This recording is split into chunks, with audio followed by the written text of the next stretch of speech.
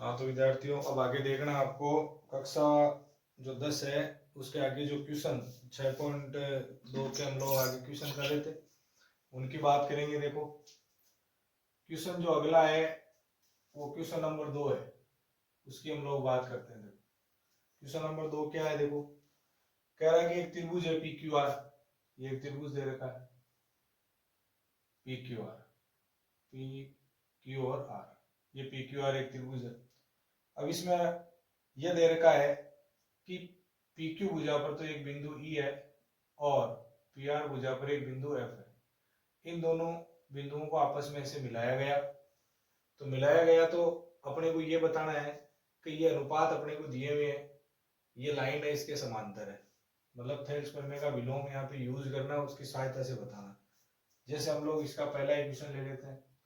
पहला इक्वेशन क्या कह रहा है। देखो पहला क्वेश्चन कह रहा है कि पीई की वैल्यू है 3.9 सेंटीमीटर, फिर EQ की वैल्यू है 3 सेंटीमीटर, और फिर PF की जो वैल्यू है वो है 3.6 सेंटीमीटर, और जो FR है इसकी वैल्यू है 2.4 सेंटीमीटर।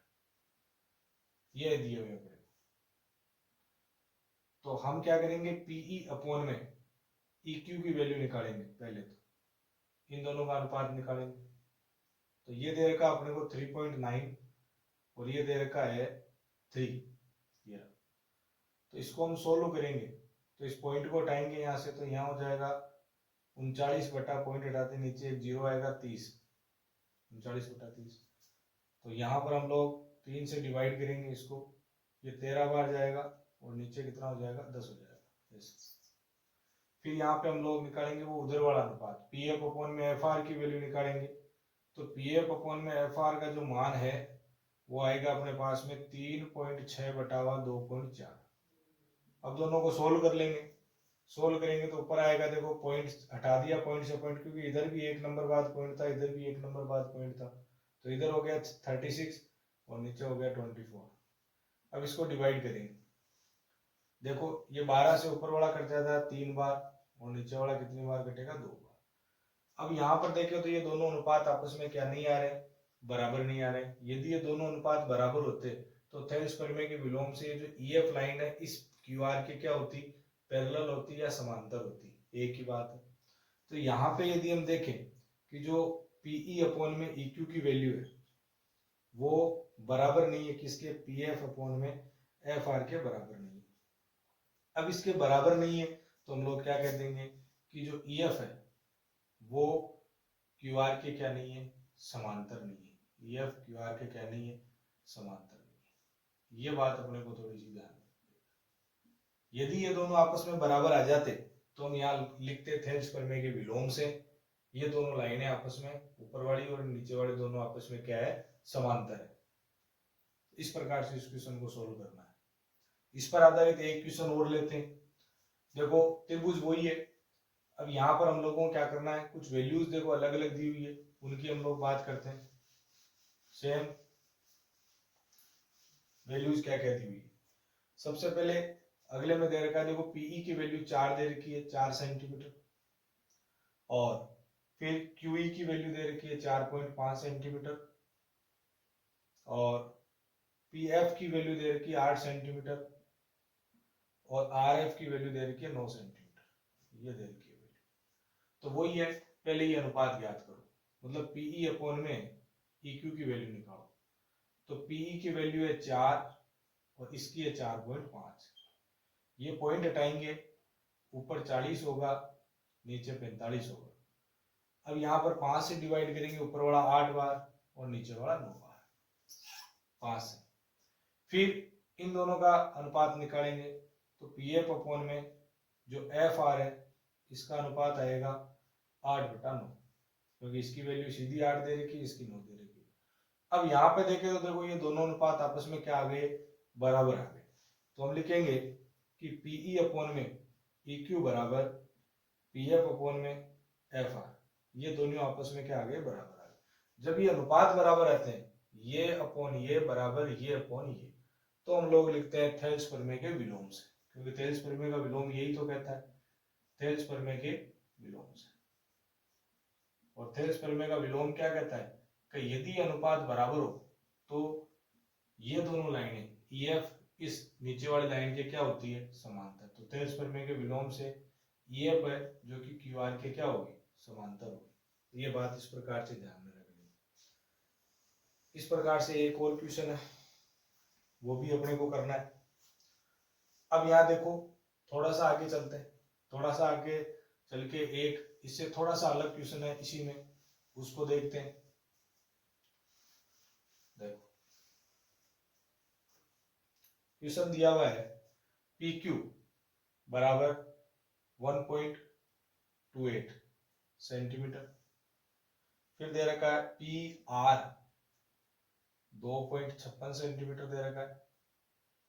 PE की जो वैल्यू है वो अपने को दे रखी है 0.18 और जो PF है इसकी वैल्यू दे रखी है 0.36 सेंटीमीटर, इस प्रकार से दिया हुआ।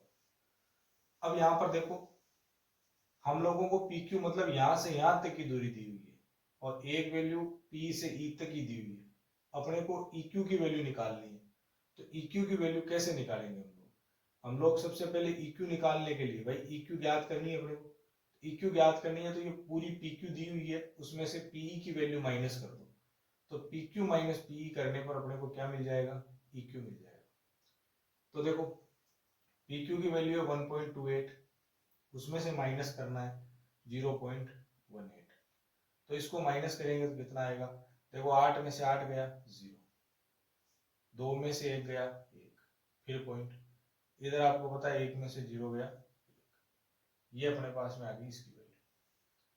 फिर इधर PR की वैल्यू दी हुई है और एक PF की वैल्यू दी हुई है, तो हम लोगों को FR की वैल्यू निकालनी है, FR की। तो FR की वैल्यू ज्ञात करने के लिए हम लोग ये जो PR की वैल्यू दी हुई है उसमें से PF की वैल्यू माइनस कर देंगे, क्योंकि ये पूरी दूरी अपने को दी हुई है, एक ये दूरी दी हुई है, ये निकालनी है, तो इस पूरी में से इसको माइनस कर देंगे। तो यहाँ आएगा इसकी वैल्यू 2.56 है, इसकी वैल्यू 0.36 है। अब माइनस करेंगे तो इधर आएगा 0, 5 में से 3 गया, कितना बचेगा 2, और यहाँ आ जाएगा 2 सेंटीमीटर। अब इनका अनुपात निकालो, PE अपॉन में EQ निकालो, पहले PE अपॉन में EQ निकालो।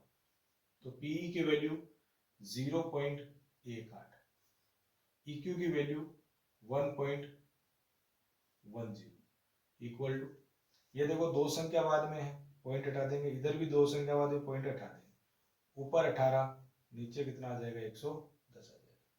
चलो इसको यही छोड़ देते हैं एक बार। फिर हम लोग निकाल लेते हैं PF अपॉन में FR की वैल्यू। तो PF की वैल्यू ये रहा PF 0.6 और इसकी वैल्यू 2.20 बराबर, दो संख्या बाद पॉइंट हट जाएगा, इधर भी दो संख्या बाद पॉइंट है, दोनों हट जाएंगे आपस में। ऊपर बचेगा 36/220। यहाँ चलेंगे आगे तो ये कट जाएगा, देखो 18 और 2 से 18 बार, नीचे वाला कट जाएगा 110 बार। देखो अनुपात आगे भी सोल्व करेंगे, इतना ही आएगा, बराबर आ रहा है, तो हम लोग क्या लिखेंगे कि PE अपॉन में EQ, PE अपॉन में EQ देखो, और फिर बराबर PF अपॉन में FR। ये वैल्यू अपने पास में क्या आ रही है, बराबर आ रही है।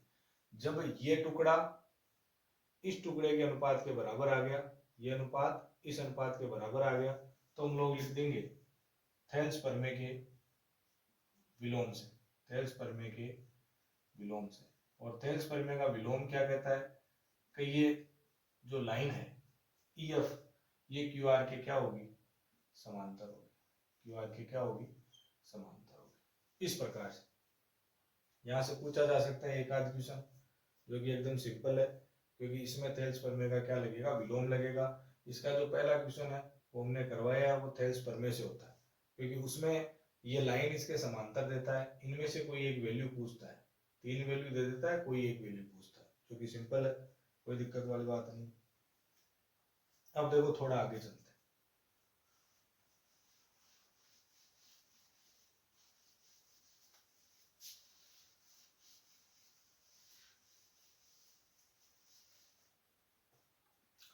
आगे जो इसका अगला जो क्वेश्चन है 3 नंबर, वो क्या कह रहे थे। 3 नंबर क्वेश्चन है, एक आकृति दे रखी है अपने को। आकृति किस प्रकार की दे रखी है, देखो ऐसी, इस प्रकार की एक आकृति दी हुई है। देखो सवाल, इस प्रकार की आकृति दी हुई है, ये रही। इसमें इसका नाम है ए, बी, सी और डी। फिर बोला है एक ये लाइन है एम एल, एक ये लाइन है एन और एल। अब इसने कहा है कि ये लाइन है इस लाइन के समांतर है और ये लाइन है इस लाइन के समांतर है। ये अपने को दिया हुआ है। अपने को पूछा क्या इसने पूछा एम अपॉन में एम बी बराबर है एन अपॉन में एन डी, जो कि एकदम सिंपल काम है। देखो करना कैसे, सबसे पहले लिखना है दिया है। क्या लिखेंगे, दिया है लिखेंगे। अब इसमें दिया है में क्या दिया हुआ था अपने को क्वेश्चन में, आकृति में उसने बोला था कि जो एल एम है वो बीसी के क्या है, समांतर है, और जो एल एन है वो सी डी के समांतर है। ये अपने को बात दी हुई थी। सिद्ध क्या करना है वो यहां लिखेंगे, सिद्ध करना है। अब सिद्ध करना क्या है, देखो सिद्ध करना है कि ये जो एम है फिर इसका अगले वाला भाग एम बी वो एन अपॉन में एन डी के क्या है, बराबर है। ये बात अपने को सिद्ध करनी है। तो देखो चलते हैं उत्पत्ति में। सबसे पहले देखो ऐसे सवालों को करने का एक ही तरीका है कि समांतर दिया हुआ है तो थेल्स प्रमेय लगानी है, और अनुपात बराबर दिया हुआ है तो उसका विलोम लगा करके सवाल को शुरू करना है। तो जब भी समांतर की कंडीशन आई ना तो वो देख लो कौन से त्रिभुज में समांतर है। तो देखो ये जो एक बात करें हम लोग त्रिभुज एबीसी, उस त्रिभुज एबीसी में यदि हम बात करें तो ये जो एम एल जो लाइन है वो देखो बीसी के समांतर, ये यहाँ दी एल एम बोलो बोले एम एल बोलो, बात एक ही। ये उस बीसी के समांतर है, तो यहाँ पे कौन सी प्रमेय लागू हो जाएगी, थेल्स प्रमेय लागू हो जाएगी, मतलब थेल्स प्रमेय से। और थेल्स प्रमेय क्या कहती है कि यदि ये लाइन इस लाइन के समांतर है तो ये अनुपात आपस में क्या होगा, बराबर होगा। यानी ए एम अपॉन में एम बी बराबर ए एल अपॉन में एल सी। ये बात अपने को ध्यान में रखना। इसको लगा देंगे हम समीकरण नंबर 1। फिर आगे चलेंगे थोड़ा सा, तो देखो ये एल एन है वो सी डी के समांतर दिया हुआ है। कौन से त्रिभुज की बात हुई है, तो हम लिखेंगे त्रिभुज इसकी एडीसी की बात हुई है, नीचे वाले की, इस नीचे वाले त्रिभुज इसकी। और इसमें जो एल एन है जो कि सी डी के क्या दिया हुआ, समांतर दिया हुआ। तो यहाँ आप लिखेंगे थेल्स प्रमेय से, जो समांतर जब भी दिया हुआ हो तो थेल्स प्रमेय लागू करेंगे। अब थेल्स प्रमेय से देखो इस त्रिभुज में हम लोगों को थेल्स प्रमेय लगानी है, ये लाइन इस लाइन के समांतर है। तो यहां से देखो ये ए एन अपॉन में एन डी, ये किसके बराबर होगा, ए एल अपॉन में एल सी के बराबर होगा। इसको आप समीकरण कितना लगा दोगे, 2 लगा दो। अब यहां देखो ए एम अपॉन में एम बी बराबर ए एल अपॉन में एल सी, यहाँ ए एन अपॉन में एन डी बराबर A L upon L C. देखो यहाँ भी A L upon L C और यहाँ भी A L upon L C. तो समीकरण 1 व 2 से, समीकरण 1 व 2 से ये देखो ये भाग और ये भाग बराबर है, तो ये दोनों भाग भी आपस में क्या होंगे, बराबर। या फिर यहां से A L upon L C का मान A M upon M B यहां रख दो, तो क्या आ जाएगा A M upon M B बराबर, अब यहाँ ये वैल्यू रख दो उठा के, यहाँ बात है कि ए एन अपॉन में क्या हो जाएगा, एन डी हो जाएगा। ये बात अपने को क्या करनी थी, सिद्ध करनी थी।